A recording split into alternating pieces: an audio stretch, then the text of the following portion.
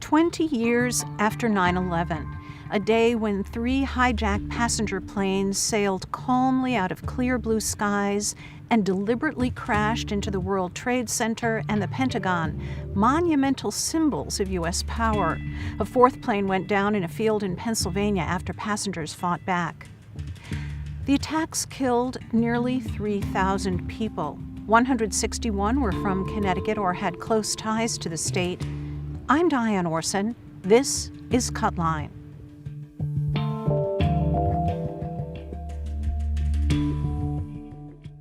Here's where many people gathered on September 11, 2001.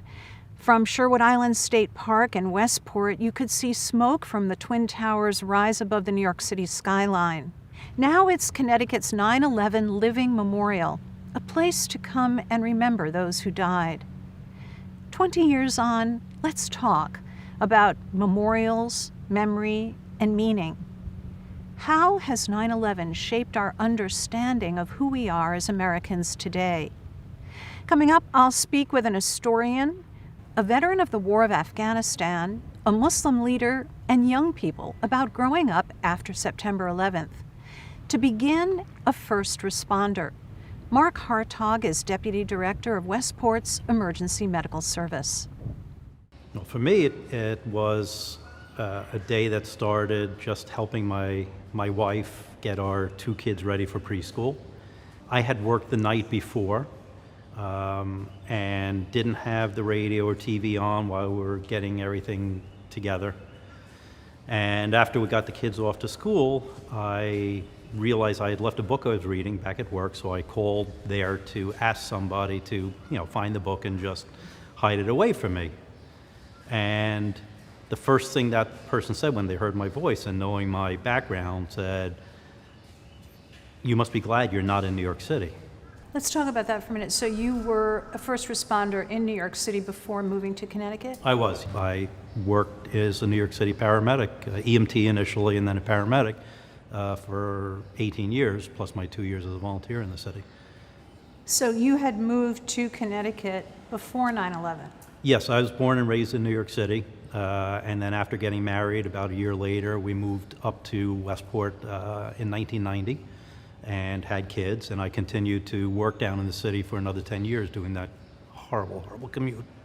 I was very involved with training for weapons of mass destruction throughout the EMS system, training first responders, everybody, police, fire, EMS. So back to 9/11. Yeah, so after my initial shock of the whole thing, I actually called down to the guy who took over my job as the director of the paramedic service of the hospital, and I said, "You guys need help. Should I come down?" And he said, "Absolutely, we're putting on extra units." And then about 15 minutes later, the first building came down, the South building came down. With my experience from the first Trade Center bombing and knowing, that had 1,000 patients that were taken to hospitals or either made their way to hospitals or transported by ambulance. I looked at that picture and I just said, there's not going to be a lot of patients to be taken to hospitals.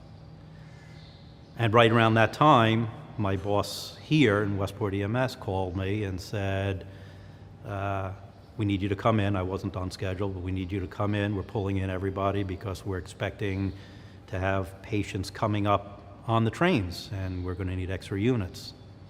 And that never transpired either, unfortunately.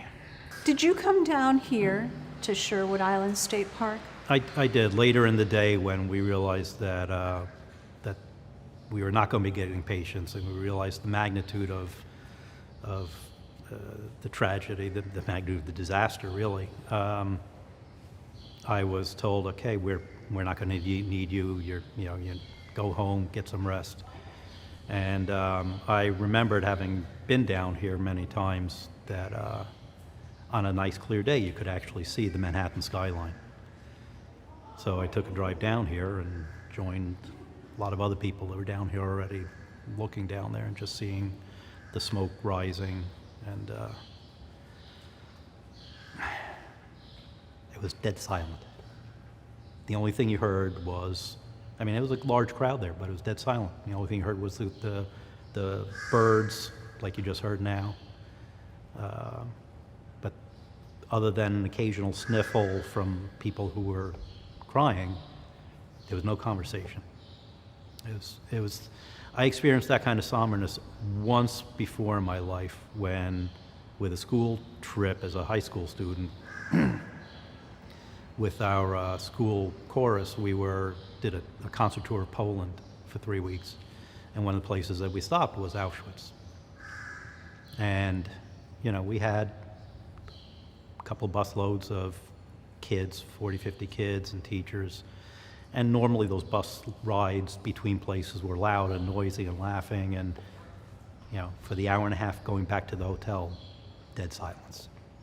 As a first responder, what were you thinking that day? I was thinking about some of the people that I knew who were down there, who were still working in the city, and who I had no doubt were in the middle of that. And I knew several people that were, several friends, co-workers. I knew a couple of the EMS people who died. A former paramedic partner who became a firefighter, who I was pretty close with, died. So I was thinking about that and what they were going through, and just the images that I saw before leaving, those horrible images of people jumping out of the buildings, knowing that there was no way they were going to survive that jump, but doing it anyway. I don't know what else was going through my mind. It's just a sense of disbelief that it actually happened. Do you think 9/11 changed our sense of safety or security as Americans? Yeah, absolutely. There's no question about it. I mean, TSA coming into existence because of 9/11. I still remember going through security at airports, and it was always private companies that were running security. So now you had TSA, and Homeland Security came into being, which didn't exist before. And for a while, it was probably, I don't want to say too much security, but there was a real sense of paranoia and a real sense of panic and concern, and was this going to happen again? And that happened for years. And I think after 20 years, we're finally kind of away from that sense of perpetual sense of fear and boding of what might happen. Maybe now we may be a little bit too far away from it. I think we've forgotten a lot of that. It's like a pendulum. It's constantly going back and forth, right? We went to real paranoia against people that were not Americans, and now I think we kind of gone, as far as security goes, maybe security is still there, there's no question about it, but I think a lot of people have kind of forgotten about it, and except for on the anniversaries. And obviously this being the 20th anniversary, that's a big one where people are going to remember about it. But one of the things that concerns me is my parents are both Holocaust survivors. They were not in camps, but they were European Jews who were on the run for quite a while, forced out of their homes. And my daughter, who's just turning 30, just reminded us the other day that she had a camp friend who was taught that the Holocaust didn't exist. It was all, a fake story. My father, who's still alive in 93, is here to tell you, both my parents are 93, here to tell you it's not a fake story. And I worry that as we move further away from this, that our people are going to really remember what the Trade Center was and what it represented and what happened on that day. What do you think 9/11 represented to you? It's just a day that for a long time I had for me personally, I had a lot of trouble. I don't want to call it survivor's guilt, but I had a lot of trouble dealing with the fact that I was a New Yorker, that I was a paramedic, a New York paramedic. And I wasn't there when so many of my coworkers were there.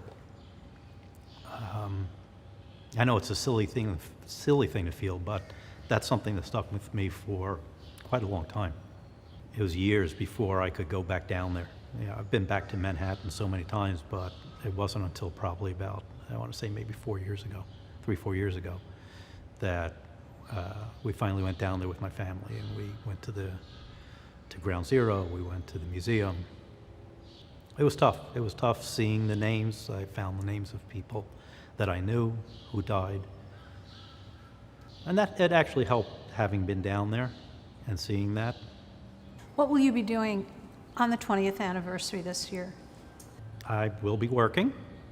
I will take a few minutes out of my day, like I have every year, to drive down here and walk out to the Connecticut 9/11 Memorial out there and look at the names and look down and see if I can see the skyline, which I don't think we really can today.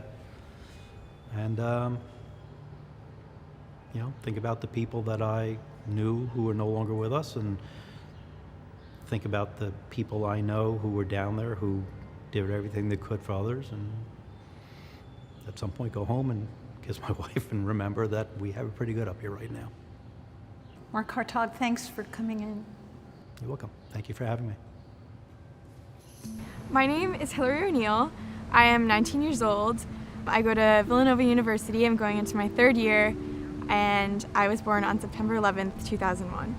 My parents never tried to hide the fact to me that I was born on such a tragic day. It was never something that, it was always something that they wanted me to understand and kind of grow up knowing that. Obviously growing up, like every little kid, their birthday is their favorite day of the year. You look forward to it, you have your birthday party. But since I was born on 9/11, and obviously my birthday is a day that means something very different to so many people across the country, and is such a tragic day, it's always been kind of hard to reconcile those two with each other, especially immediately after. My parents would talk about, like, they didn't want to put balloons on the mailbox on the 1-year anniversary of 9/11. The things that you would do normally for a kid on their birthday, they were kind of more wary about. But kind of as I've grown older, my family and I, or honestly since I was born, my family and I have adopted the mindset that, like, me being born on that day is a sign of hope and something positive that came out of something otherwise so tragic. And so that's kind of what we latch onto, the aspect of hope that's part of it. And that's kind of sort of like the spirit that we try to carry through on my birthday every year. Memorials, memory, and meaning. My next guest has written beautifully about all three. He's an historian and an advisor to the 9/11 Memorial at Ground Zero. His book, Frederick Douglass, Prophet of Freedom, won a 2019 Pulitzer. David Blight has long stressed the need to understand 9/11's role in American history and its impact on our American story. He's also written on memorials. David Blight is the Sterling Professor of American History at Yale University. David Blight, welcome to Cutline. Thank you, Diane. It's great to be here in this setting. And we're here at the 9/11 Living Memorial in Connecticut. You were an advisor to the 9/11 Memorial at Ground Zero. What's behind this human impulse to create memorials? Well, it is probably as old an instinct as we have. It may be hardwired into us, perhaps even as much as storytelling. The urge to memorialize, the urge to leave markers about ourselves, our people, our tribe, our country, is as old as ancient times. When the Israelites were wandering out of Egypt and then into Babylonia, Moses told them to lay memory stones, which is the way it's translated, along the way to mark their path, to know where they had been. We can find all kinds of other ancient examples of this. Neuroscientists have told us, I think convincingly, that we are, as humans, wired for story, that we can't really function without a story to live within. And one of the first things we do with a child is tell stories. Memorialization may be second only to storytelling in terms of something virtually instinctive. I'm not a neuroscientist, so I can't vouch for that, but I do think the urge to memorialize is deeply human, especially events that are traumatic, that are violent, and that are transforming. Well, let's talk about 9/11 and the story Americans had told themselves of their history and how that may have been changed after 9/11. 9/11 is a classic example of what many of us call the shock of events. It's a shocking event. It came out of nowhere. We didn't even know the name of the enemy. It was done with our own technology, airplanes, on our own soil, as the phrase goes. And immediately people searched for analogies. Was this like Pearl Harbor, attack on our own soil? Was it some sort of Fort Sumter at the beginning of the Civil War? Or what did we compare it to? I mean, we search for analogies historically whenever something like this happens. And it was a shock as well because it was an attack on the center of capitalism. Lower Manhattan, the tallest buildings in the city, and then the Pentagon, and likely the U.S. Capitol and the White House as well. And immediately most Americans had a sense of, how could this happen? How could we have let our defenses down? Who did this? Why would they attack us? Or immediately, why do they hate us? Now, that's a perfectly understandable set of reactions.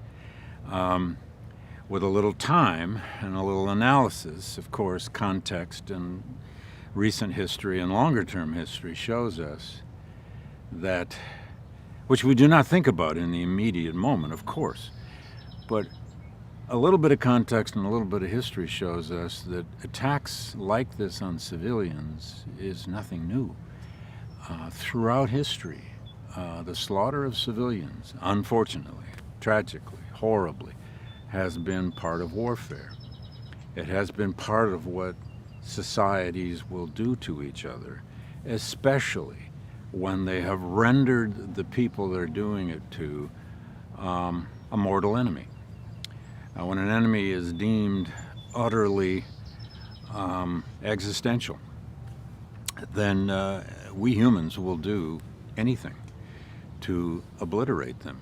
And we need as Americans to remember, and I am in no way justifying the attack on 9/11. It was a horrible crime against humanity. But Americans do need to realize we also are the only nation to use atomic weapons on civilian populations. We did it to end World War II. We, along with the Germans and the Japanese, showed the world what carpet bombing can do to cities. We showed it again in Vietnam, where we dropped more tonnage of bombs than in all of World War II. So the slaughter of civilians is as old as the Trojan War, if you like, and even older than that, both in reality and in literature. And how do you think, in terms of where we are now, how do you think 9/11 changed our historical narrative here in the U.S.? Yeah, well, in America, we have a tendency, whatever happens to us, to revert collectively now, not all of us, but we have a tendency to revert collectively to a narrative of progress. We collectively, and I'm using the we here rather loosely, but we tend to demand a story of improvement in America. We still want to be the nation becoming. The nation founded out of some very special creeds, and they are. The four first principles of the Declaration of Independence are creeds. We are a creedal nation in that sense. We have a covenant, if you like, in that Enlightenment document.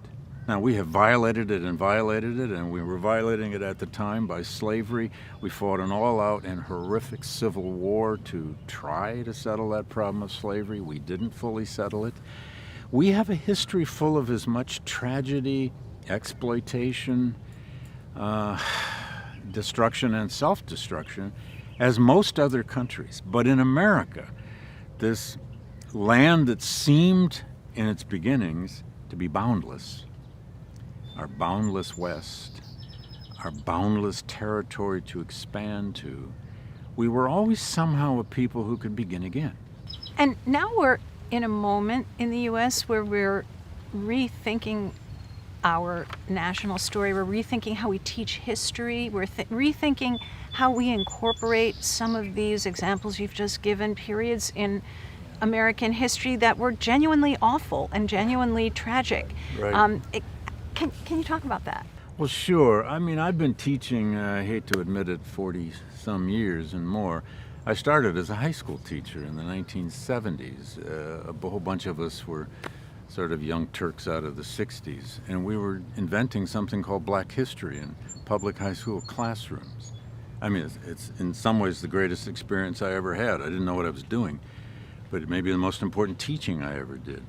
That's how old this process is about teaching the Black experience, for example, which is so controversial suddenly again. But what is hard for a segment of America to grasp, big segment of America to grasp, is that you can actually teach about tragedies and terrible experiences, misguided policies, evil systems that we have ourselves created because we're humans. We're human beings. You can teach about those in ways that only reinforce, if you do it well, if you know, as they say in schools now, if you know the content and you have good teachers to present, you can teach about those terrible elements of the past without ruining a child's or a teenager's vision of their country. So let me ask you, as we wrap up, what kinds of questions should we as Americans be asking about 9/11 in 2021? Well, I think what we should be asking about 9/11 in 2021 are what are its legacies now? What have they been for these 20 years? How shall we teach the new generations now who have no memory of it? It is the history beyond memory. And there's a very real difference between history and memory. What is that difference? Yeah, history tends to be what historians do. It's a reasoned reconstruction of the past based on rules of evidence. It doesn't mean it's a science per se. Memory, though, comes from the community. It comes from family. It comes from a past that is passed on through generations. It's more powerful. You know, we're from somewhere. There's usually a narrative about where we're from. We may have grown up in a religion that gives us a whole set of values and rituals. There's nothing more powerful than ritual. Memory is more powerful than history, and there's far more of it. It can be beautiful. The rituals of family, religion, and culture can be beautiful. The stuff of festivals. It can also sometimes get in the way of understanding the past, of understanding what actually happened in the past, of understanding what the American Civil War actually meant and what it was fought over, of understanding just how World War II came about in the world, and so on. 9/11 is there for us to keep measuring. What is this American narrative? What's the American story? What is American history? Is it just a story that makes us feel good? Is it just a story that makes young people proud? That somehow creates patriots? Or is it a story that teaches us to be critical of ourselves, that teaches us skepticism, that teaches us to learn both love of country, but also a chastened, tragic worldview that understands that Americans are part of the same story as all peoples. David Blight, thank you so much. Thank you, Diane. My name is Nicholas Marini. I am 24 years old, a senior at UConn Stanford, and I am the president of the College Republicans at UConn Stanford. I think 9/11 has affected my generation specifically, is that we grew up knowing that America is in a bubble, knowing that that the United States isn't separate from the world, that the United States is within the world, contained within it, and we're not immune to the things. You hear a lot about what happens in other countries, about people passing away and all these tragedies, but I think my generation fully understood that we aren't immune to that, and that America is in a bubble, and that we make a conscious decision to stay in it. As we remember those who died on September 11, 2001, let's turn now to the military and security response that followed. After learning that the international terrorist group Al-Qaeda planned and directed the attacks from Afghanistan, U.S.-led forces invaded that country a few weeks later. By 2003, the focus shifted to the global war on terror, and U.S.-led forces invaded Iraq. The cost of these wars has been astronomically high in casualties, lives upended, trillions of dollars. By 2011, the U.S. officially left Iraq but remains involved to this day. And now, in 2021, after 2 decades of conflict, U.S. troops have left Afghanistan, and America's longest war is ending as it began. The Taliban rule Afghanistan. My next guest is a Connecticut veteran.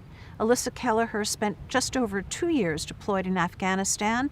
She's now the director of the University of Connecticut's Office of Veterans Affairs and Military Programs. Our conversation took place before the fall of Afghanistan. Alyssa Kelleher, welcome to Cutline. Thank you. What inspired you to join the military, and was 9/11 a part of that? So I actually joined prior to 9/11, so 9/11 was not a consideration. I joined initially right after I graduated high school, and I was in my first year of college at UConn. I think that it was one of those things where I was looking for, I had always played team sports, and I missed that team camaraderie, and I was looking for something to challenge myself. And the National Guard kind of came into my view, and it seemed like a good fit. And 9/11 actually happened while I was at basic training. So I was at Fort Leonard Wood, Missouri, and it's kind of a strange version of 9/11 for me, because I never got to see any of the news stories, any of the, anything that anyone else was watching live. I never saw any of that. They just came on the loudspeaker in the barracks one night and said, hey, this happened. And we thought it was fake at first, like part of the training. And then over the next few days, realized that it was real. And how did that affect your training? It definitely became a lot more focused, and you realized that, you were there for more of a reason than you were there before. The rumor mill was rampant, of course. All of the brand new privates were saying, oh, everyone's going to leave here and deploy immediately. So none of that was true, of course, knowing what I know now. And how long after 9/11 were you deployed to Afghanistan? So my first deployment, I actually finished college and commissioned as an officer, and then went into the regular Army. And I deployed my first time from the regular Army, so that was in 2006. Can you talk about your responsibilities when you were in Afghanistan? Sure. So the first time that I was deployed, I was a platoon leader, and that meant that I had about 50 soldiers that were working for me, and I was a logistics officer. And so what we did was basically we supported the infantry directly, and we would do everything from the maintenance on vehicles to recovering any vehicles that were blown up or disabled on the battlefield, as well as all of the food service. So we ran the dining facility, we ran all of the refuel operations, all of the resupply operations, both bringing supplies to the FOB that we were at and then pushing supplies forward to units that were in the field. FOB? Yeah, so that was the forward operating base. And so we first were at FOB Ghazni, and then we moved partway through to FOB Meter Lam. When you think about your time in Afghanistan, what jumps to mind? I think in general that I always kind of classify it as the absolute best and absolute worst time of my life. It was the best because I got to do things that I never thought I would ever be doing. Such as? Such as, I mean, doing like multiple convoys in a combat zone every day, such as getting to, you know, lead soldiers in those challenging combat situations. If you would have asked me when I was 16, 17 years old if I would be doing that in like 5 years from then, no way. I would have never expected that. And, you know, building lifelong friendships with the people that you're there with and that you serve with, which to me is also one of the best things about the military, is the people, and then, you know, maintaining those relationships over time and watching them grow, and, you know, personally, professionally, all of that. And then obviously the worst too, for reasons I'm sure you can imagine. It's, you know, you're away from family and friends, you're in a place that's not comfortable, and, you know, you're experiencing stressful things and seeing people you care about get hurt or killed, and that's never a positive, so.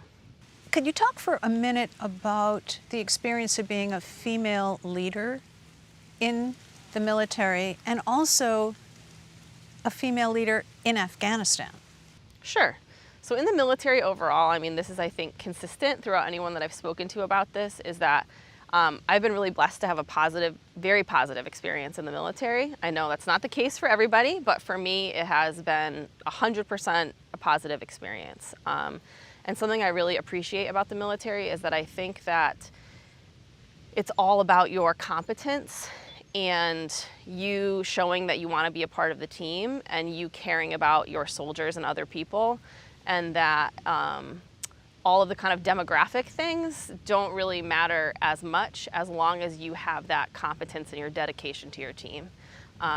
So I think that early on, I did feel a need to prove myself, but kind of after working through that and getting some experience under my belt, I don't think being a female in general in the military was like any different than any other leader. I mean, there's definitely some stories from Afghanistan that are directly related to being a female, positive and negative. Could you share one? Sure. A short one of the negative ones, was that whenever we would be out on a convoy, I would have to a lot of times have my platoon sergeant, who was a man, interact with the locals through our interpreter, because even though my interpreter was a male Afghan interpreter, a lot of times the locals would not want to speak to me, even though I was the one trying to say, like, hey, you know, ask questions or get information from them. It wasn't working because they didn't see me as someone who could possibly have, you know, any kind of authority in that group. We're at a moment where we're watching the U.S. withdraw from Afghanistan and the Taliban advance. Can you talk about your thoughts? I mean, you know, it's definitely one of those issues where I see many sides, and obviously have a personal connection, and I understand the need to withdraw, and it's in some ways disappointing to me, because you know people who were your friends and people you served with who have a lasting impact, or some of them who are no longer with us because of, you know, being either killed there or something happening afterwards. And it's frustrating to see that, you know, that in Afghanistan, women and children still are facing struggles, which is part of the reason we went there. And, you know, the government is still struggling, which is part of the reason we went there. So it's, you know, it's frustrating to see that those things haven't been fully realized as we had hoped. By about 2003, the focus had shifted to a larger global war on terror, and the U.S. invaded Iraq. Mm-hmm. How did that impact those in Afghanistan? So it impacted us directly because we were there, like I said, that first deployment in 2006, and we were set to come home after a year of being in country. And because the war in Iraq was really heating up, and they were focusing a lot of resources and soldiers there, we ended up getting extended for an additional 6 months. And I remember that's one of those things that you'll never forget, where You know, my soldiers and I had packed up all of our stuff, and it was like weeks until we were going home.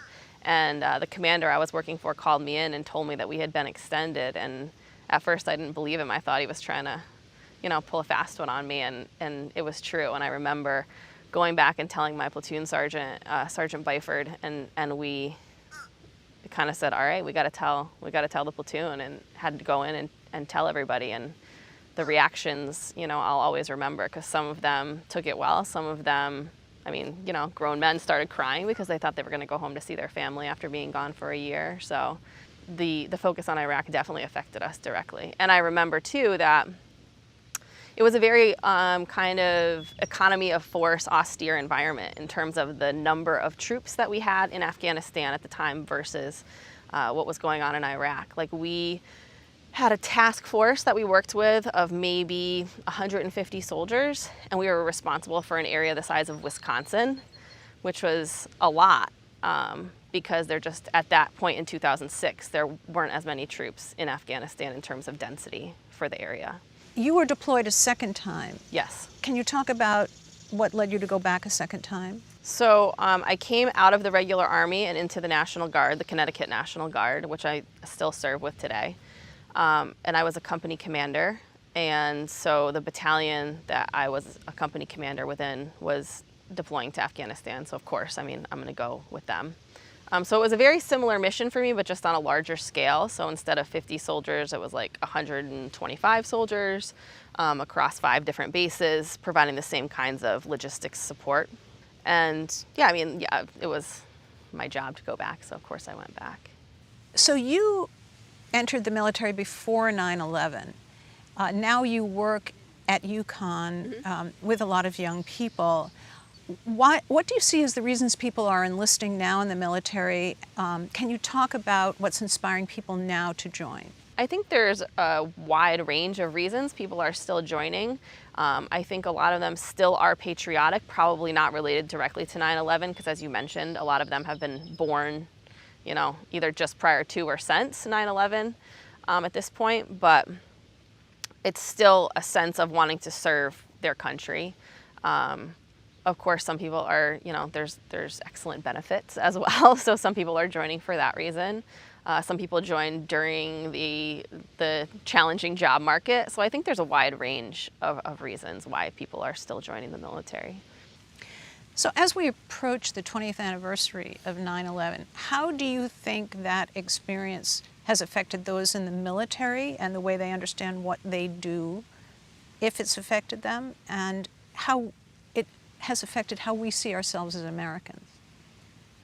So I think that it's good that you asked the question that way, because I think there is, for a lot of people, kind of a distinct difference, right? Because you'll have those who have served in the military or have some kind of connection, family member, friend, etc. I can think of the people that I know who are close to me. Of course, they were affected. But there's a lot of people who, at this point, I think it's kind of a distant memory, which is somewhat unfortunate, because, you know, I think that somebody said that they would never want another 9/11, but they would love another 9/12 because of the unity and the patriotism and all of those things that our country did to pull together, that we could definitely use even right now with the challenges that we're facing, you know, with the pandemic and everything else going on, you know, all of the other challenges we're facing in our country right now. I think that sense of unity, togetherness, common goals would be really helpful. Well, as we wrap up, I know you're a mom of a 3-year-old. What do you hope she understands about 9/11? That's a hard question. I hope she understands that, you know, it was a day that America was attacked and that, you know, we responded. I hope that she understands that, you know, both me and her dad, who also serves in the military, you know, have been committed to the military before that and since then. And, you know, I hope that she's proud of the place that she lives and, you know, sees that as part of her personal history, but also part of American history. Melissa Kelleher, thanks for coming in. Thank you. So my name is Chatwan Mongko. I am 20 years old and I'm a senior at Quinnipiac University and I'm also an intern at Connecticut Public. So I grew up in Thailand, in Bangkok, Thailand. I was there for my whole life and I just came here for high school when I was 17, so it was like 3 years ago. Growing up in Thailand, I didn't know about 9/11 much, but I heard of the event. But then I learned about it through watching a movie. It was called United 73 or 93, I think.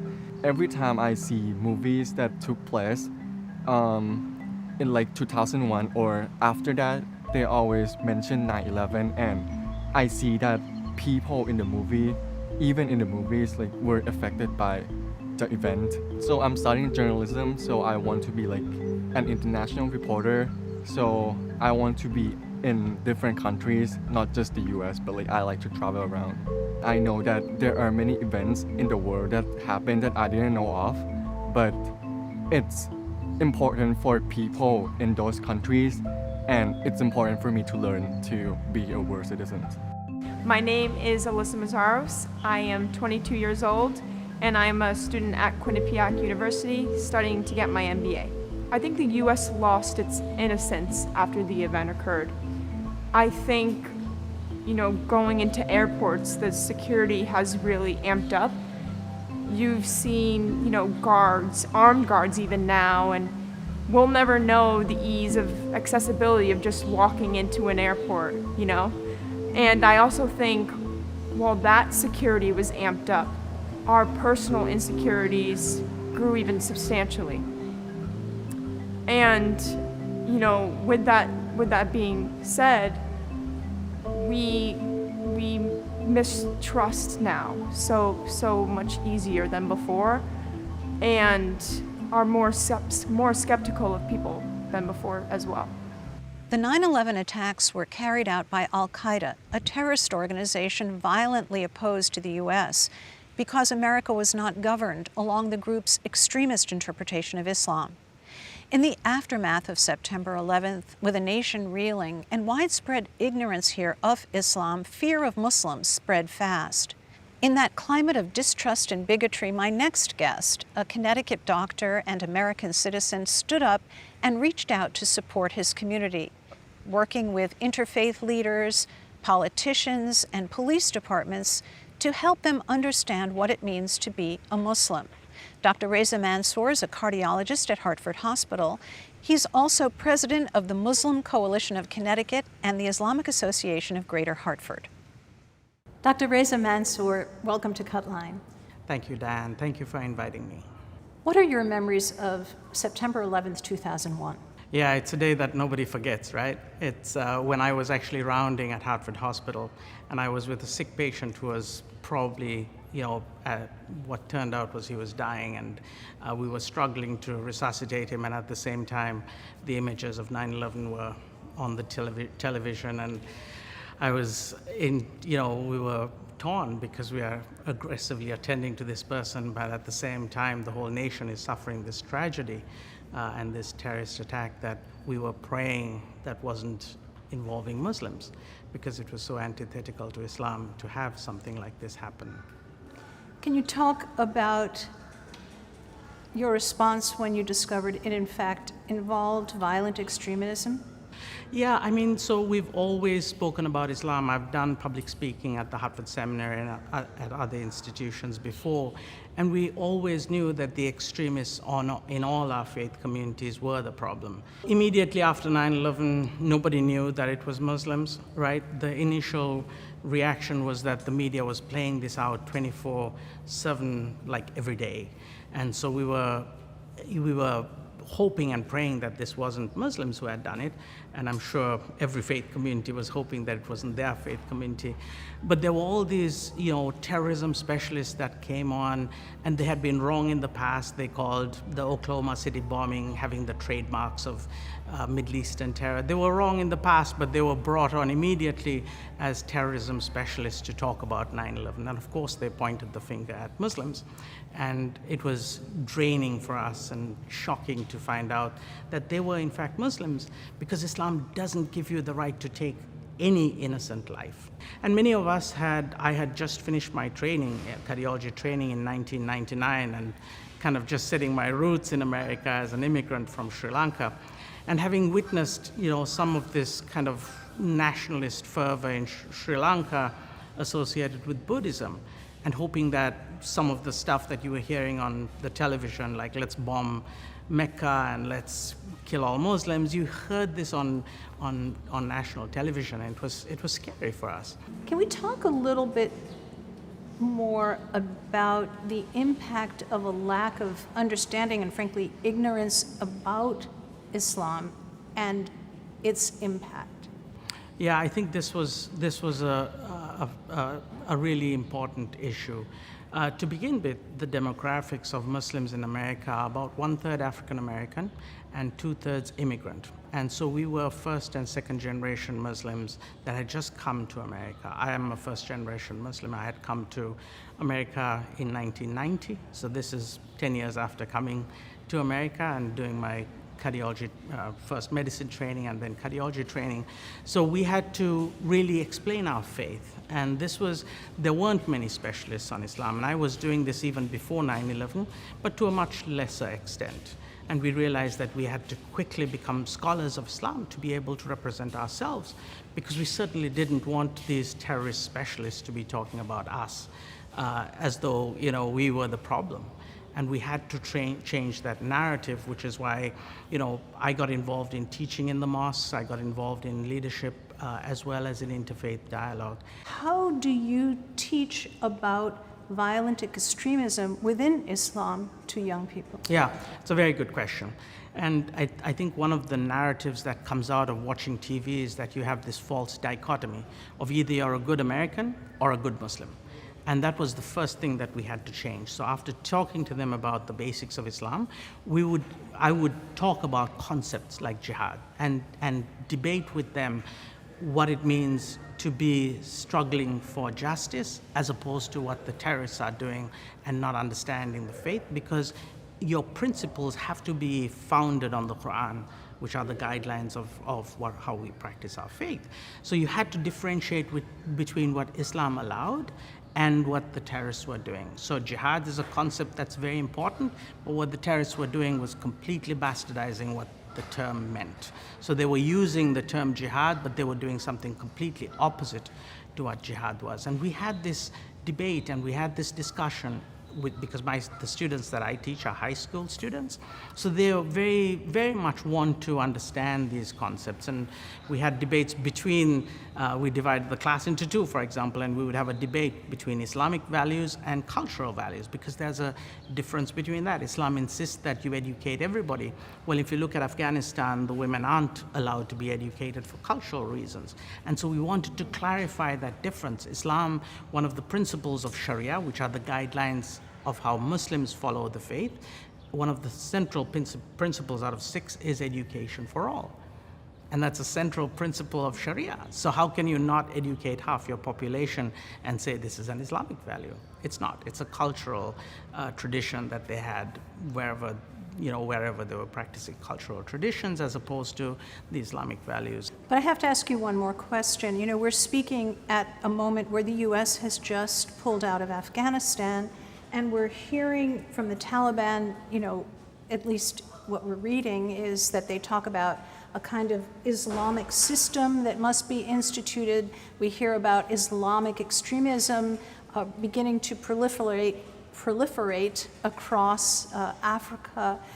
How do you teach that? How do you talk about that? What's your response to that? Well, so we need to go back to the basics of Islam, right? When we heard politicians say no Sharia in America, I wanted my youth to understand, okay, do they know what Sharia means? And just contrast the US Constitution with Sharia. So there are 6 principles of Sharia: the protection of life, right? Your life, the protection of your family, the protection of your property, your wealth, the right to an education, freedom of religion, and the right to individual dignity. Those are the 6 principles of Sharia. And if you look at the Constitution and the Bill of Rights, it covers most of those. So Muslims aren't asking for Sharia to be instituted in America. The people who are doing that don't understand the concept of Sharia, nor do they understand the US Constitution. So they are saying something out of ignorance. And we would love to see Sharia being practiced by Muslims if it is the true Sharia. But if it is vigilante stoning to death of women in the streets of Afghanistan, we don't want that. That's not Islam. That's something completely different. It's like you see a lynching of an African American and say, we don't want American law. You know, it's just vigilante law, and we have to be able to differentiate the two. So how do you remember 9/11 and its legacy? I think with everything that happens, Diane, it has to be viewed as a challenge. Either you can cow down and say, you know what, I'm going to hide my head in the sand, or you can take it as a challenge to educate and make America a better place. Islam encourages us to do exactly that, to make this nation that you live in a better place. You serve humanity, you make the changes that are needed to make this nation better. And so that's what Muslims and the Muslim leadership wants to do, is to very much use it as a challenge to educate others about Islam, to build the coalitions, to really, when I think of America, I always think of this place where, you know, there's that vibrancy of different faith communities, and we should take advantage of that. And diversity really is our strength if we can use it in the right way. So I think, yes, it was a sad day. Certainly the 20th anniversary is a day when we remember those fallen innocent people and their families, and we grieve for them, and we have to reiterate that the terrorism that happened that day is something that's completely antithetical to Islam, but we have to take it as a challenge, every opportunity as a challenge to make us a better place. And I think if we can do that, and part of it is understanding each other better, I think there'll be a better union. Dr. Reza Mansour, thank you so much for coming in. Thank you, Diane, and hopefully we'll do this more often. Thank you. My name is Ala Amin. I'm 29 years old, and I'm a labor and delivery nurse at Manchester Memorial Hospital. My parents came from Sudan in Northeast Africa. After they got married, they came over to New York, and I was the first of three, and we've been here ever since. So when 9/11 happened, I was in the 4th grade. I was 9 years old, and I just remember feeling this all of a sudden sense of urgency, the sense of fear. So I am Muslim, and my parents decided to enroll me into Sunday school from a very young age up until college. And during the time, it was the Sunday school, the Muslim community, it was the going to mosque on a weekly basis that made me feel secure, and made me kind of forget about what the rest of the world was saying about Muslims everywhere. And then when I graduated college, I started to feel like, okay, like you're an adult in this world. You know, what do you do with this? I started taking steps towards becoming more comfortable with who I am. So I started to cover my hair at that point. After it was in 2015 is when I started to cover my hair. So at work, people will sometimes ask me, whether it's patients, whether it's some of my coworkers or anyone that I come across, and they may say, oh, so can I just ask you a question? Are you Muslim? And then when they start to ask those questions, that's when I know that there's a spark. You know, there's something inside of them that they just want to know. They're curious. And who am I to say, oh, they already know what they know, or they already think what they think because of what the media has told them or what other people have shared with them about what they view about Muslims. So what better than to ask someone who is in the faith, who grew up in it, and who will proudly speak about it to what I know, you know, and to have those engaging conversations, just to create that little spark, like, hey, I made a connection with a Muslim today, and it was great, and I love what I learned, and, you know, this is just a reminder to all of us to just continue to learn about everyone, each other, whether it's different cultures, faiths, backgrounds, whatever it is. And really give each other that grace. You know, we're all the same, we're all here together, just living and coexisting. This is all of our earth together, so we just have to live and learn, so, yeah. 20 years after 9/11, we continue to live and learn. Thanks for joining us for this hour, reflecting on an event that's impossible to fully understand. Still, we hope that in the effort, we move closer to a more just and humane world. Let's wrap up with words written and spoken by historian David Blight. This is an excerpt from his essay called Will It Rise? September 11th in American Memory. The truth is that we cannot know the full or even partial meaning of an event like September 11 in a few years. a decade, or perhaps even a generation. Any contemplation of 9/11 begins with its sense of loss. Then the trouble begins, as we try to think in historical time. Mass death is, of course, not new to Americans, nor are ruins. As at Gettysburg, so also at Ground Zero, a century and a half later. People have felt a terrible stillness in viewing the ruins slowly transformed into a beautiful memorial, and they have had to face similarly unimaginable, fearful facts. As the journalist John Trowbridge looked into the long rows of trenches still open and freshly dug for all the dead at Gettysburg 2 years after the battle, he saw the ends of coffins protruding, he wrote, and pondered warily the awful uncertainty of the nation's rebirth. Will it rise, he asked, without knowing an answer? How many Americans or tourists from abroad have stood over the ruins of Ground Zero, imagined the site as a graveyard, and pondered the uncertain character of the nation and the world emerging from 9/11? Will it rise? What has risen? Memorials are always about the past, but they are almost always also about the present in which they are erected. The story of 9/11 is very old, as it also seems so very new.